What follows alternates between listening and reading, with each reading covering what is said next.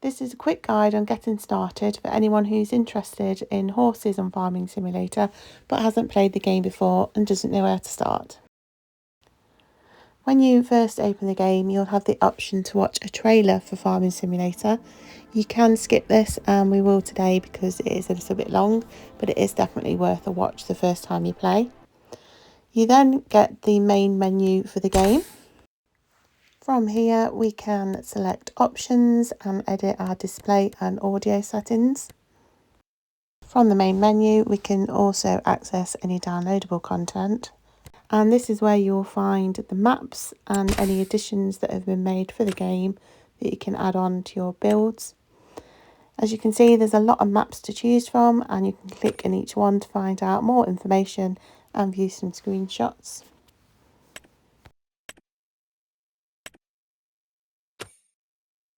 A lot of different vehicles are available to download in this area, and I highly recommend starting with this John Deere vehicle as it's very useful. The trailer that you can use to transport your horse is also available here, but I will do a separate tutorial video on that. I recommend that you go to trailers and download a simple small trailer like this one. That's going to really help you transport your bales of hay and bags of horse feed. These can be found under objects and animals and the hand liftable consumables. These can be lifted by your character, and although they're quite small, they do have some really realistic packaging.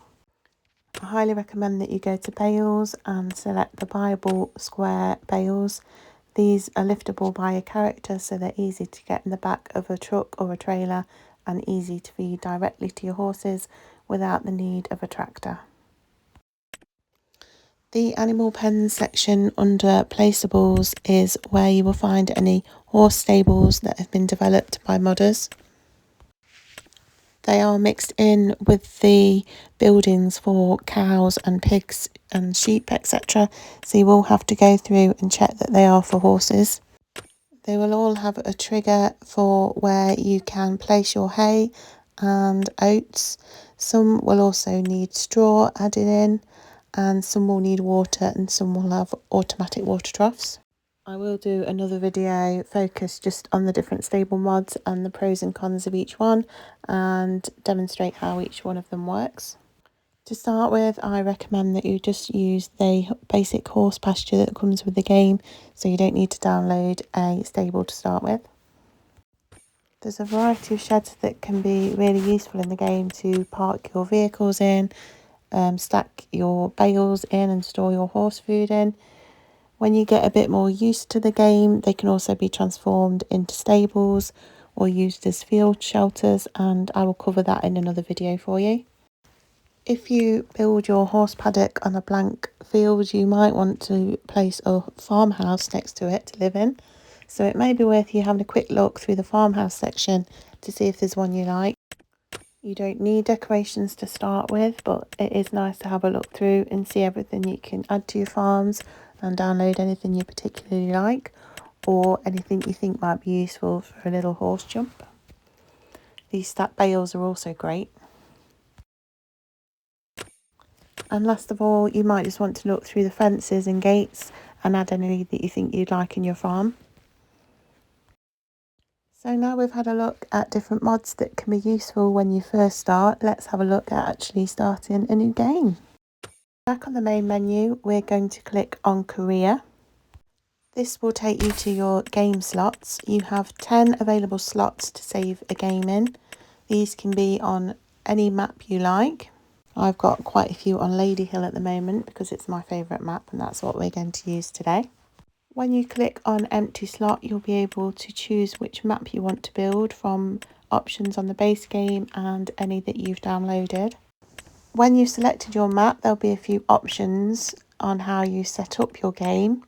If, like me, you just want to do a question role playing, then I suggest you select start from scratch, maximum money, minimum loan, and just normal economy difficulty. Doesn't really matter where you put that if you're not trying to make it money on the game. When you start a game, you'll be able to customise your character. You'll be able to choose which gender, hair colour, hairstyle, skin tone, etc. you have. You can't customise any more than that, but there is plenty of customisation there. You can also choose different clothing. There's outfits to select from, and then there's separate tops and trousers that you can mix and match. And most items you can also choose what colour you have. So when you've customised your character, you will just spawn on the map, and it's usually on a farm that's already been built there. You'll spawn in first person, but you can also on Farming Simulator 25 select third person. I won't be going through controls in this guide because it really will vary depending on what you're playing on. It is just a case of using the help menu at the top left and using the info triggers and a lot of trial and error to begin with. Just keep having a play around, and when you feel more comfortable, then you can start thinking about building a farm. Take your time to start with, get to know the map, get to know the controls, and also get to know the menus. They are a bit overwhelming at first, but you soon get to know them. Now it's a lot easier to have a look around the map and get your bearings if you are in a vehicle. So I recommend you going to the car section and purchasing that John Deere vehicle that we downloaded earlier. That will automatically spawn at the shop. Now you can take a shortcut and it will automatically transport you into that vehicle. So when you open the map, there'll be a flashing white arrow, and that will indicate where you are and which direction you're facing as well. So have a look around the map, get to know it, get your way around, know where the shop is, because that's going to be very useful for picking your horse feed up. Map tours on YouTube are really good if you fancy having a look at some maps before you play, and it can give you an idea of what you're looking for. When you first start building, I highly recommend that you build on flat fields. It's going to make your life a lot easier when you're placing troughs and farmhouses, etc. To buy land, we open the map again and we hover over the field that we're at. So we've come from the shop here where our triangle was there, down the road just to this field here. And what we do is navigate the menu at the top left, and instead of it saying crop types, we scroll on until it says farmland. We can then click on the land, click buy, and that is then ours. There's also the farmland that isn't fields, so that includes paths, verges, etc. If you click anywhere in the map that's not a field, that will glow green, and you can buy that for free. It doesn't cost you anything, but it means you can build on it, which can be quite useful. If you found a nice flat field like this one and you want to put your horses in it, but there's crops in there still, even though you've bought the field, it doesn't matter, they're really easy to remove. So what you're going to do is go to the construction menu and select the paints and choose the grass option, and you're just going to literally just paint over those crops and they will disappear. I recommend using grass because it just looks cleaner underneath when you put the meadow down. If you put dirt, it just looks a bit dark underneath. So after you've added the paint, you can then add the meadow on there. Now that does cost money, so just watch you don't run out of all your pennies doing it. And with the land sorted, we can now buy our horse paddock. Go to the construction menu, select the cow, and that will bring us to animal pens. Scroll at the top to horses, and that will give you any stables that are available, either with the base game or that you've downloaded. I recommend starting with this simple paddock with an automatic water trough. It's going to make it a lot easier because you've only then got to worry about putting food in there. When you've placed the trough down, it will give you the option to place the boundary of the paddock using the little plants there. They won't go any further than that, but it's nice to put a fence around the edge. And to do that, you go to construction, and if you go to the icon just below the cow, that will bring up the fences. Again, you don't have to, but it does look nice. So we just go around the edge And then just near the trough, I'm going to add a gate in, and you just press right D-pad on Xbox to change the fence to a gate. So I imagine you do something similar on PlayStation or PC. Now I've got a little funny glitch there, it's not joined up properly. That doesn't matter. I'm going to go to the trees and just plop one there like that. That's also going to look nice. And then we have a completed horse paddock. So we just need to get some food for our horses now.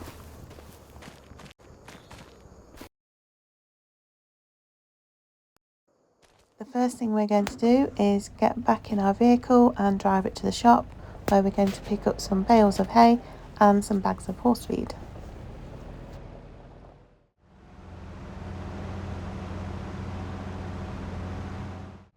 This is where the trailer that I recommended that we downloaded is going to come in useful. So you're just going to hitch your vehicle to that. Now this might take a little bit of practice at first, but you will get the hang of it. And once our trailer's ready to go, we're going to go in the menu and select bales, and the little square bales that we downloaded will be there, and we're going to purchase them. We're going to get 4 to start with. And then if we go to objects and miscellaneous, our bags of horse feed will be there, and we can buy them in bulk. So we're going to buy a few bags. Now when you've purchased them, they will spawn by the vehicle shop, and so they're quite handy for you to put in your car or in your trailer. Now this is easier to do in first person. You can do it in third person, but yeah, it is easier this way.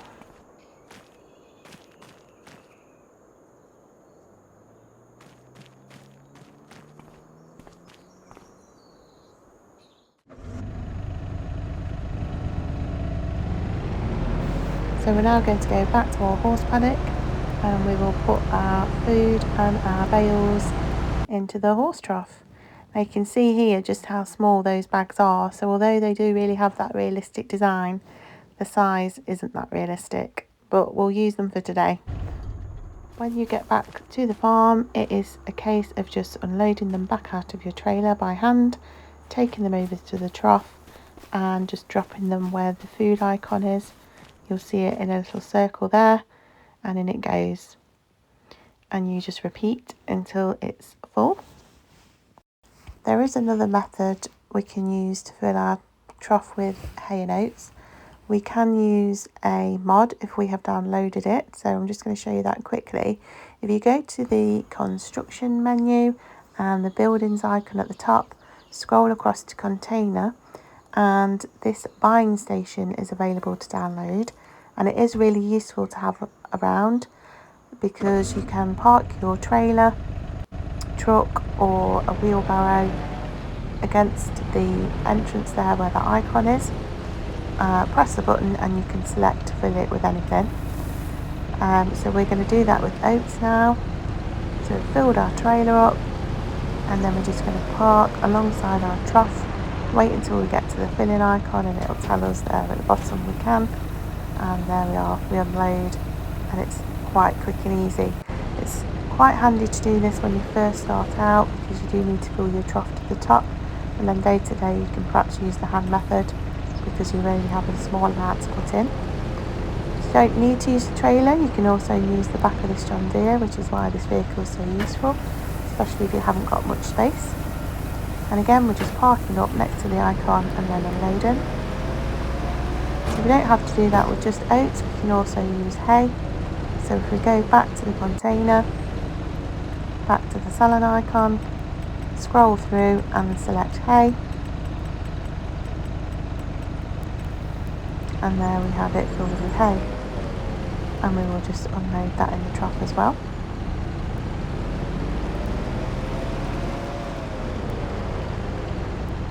So that's another method you can use, and at any point we can go to the menu where the map was, not the construction menu, and go down to the cow, and this part will give us information on any pens or animals we have. And now the food's in, I think it's time to get some horses. You can buy horses directly from animal dealers that are based on the map. You can take a horse trailer there and purchase the horse and load them up and transport them that way to your paddock. We're not going to do that today, it's a little bit complicated. We'll save that for another video. We're going to keep it simple today and just purchase them from the animal dealer section on the menu instead. To do this, just scroll through until you get to horses, and then you can select whichever coat you prefer. There's quite a few to choose from. And once you've purchased them, they'll appear in your paddock. And once they're all settled in, we can look at riding them. You can go to the wardrobe and get ready for your ride. You can change your jumpers, your boots. You can put a high vis vest on if you're going on the road. And of course you can put your riding helmet on. So at the moment, unfortunately, there isn't an easy way to lead the horse from the ground. So it is a case of going in the field, walking up to your horse and then pressing whichever button it is on your device to mount. You will then need to ride your horse out of the field, close the gate, which means getting off, and then your tack disappears. So again, another little flaw is that the tack disappears when you dismount the horse, as it assumes it's back in the field, but never mind. And once aboard, we can go wherever we like. So the horse can walk, trot, canter and gallop. The walk and the trot are probably the most realistic paces, especially the trot. Canter's a little bit lopey and it only does one canter lead, but again, this isn't a horse game, so we can't have major expectations. It's not doing bad and the potential is there. Now if you want to make a little jump, I recommend going to the decoration and using a little log like this or something similar. Don't do anything too big, else the horse won't be able to jump over it, it will just get stuck on the top of it. And we can ride up to the jump and pop over it. A is jump on Xbox, I'm not sure what it is on anything else. And away we go.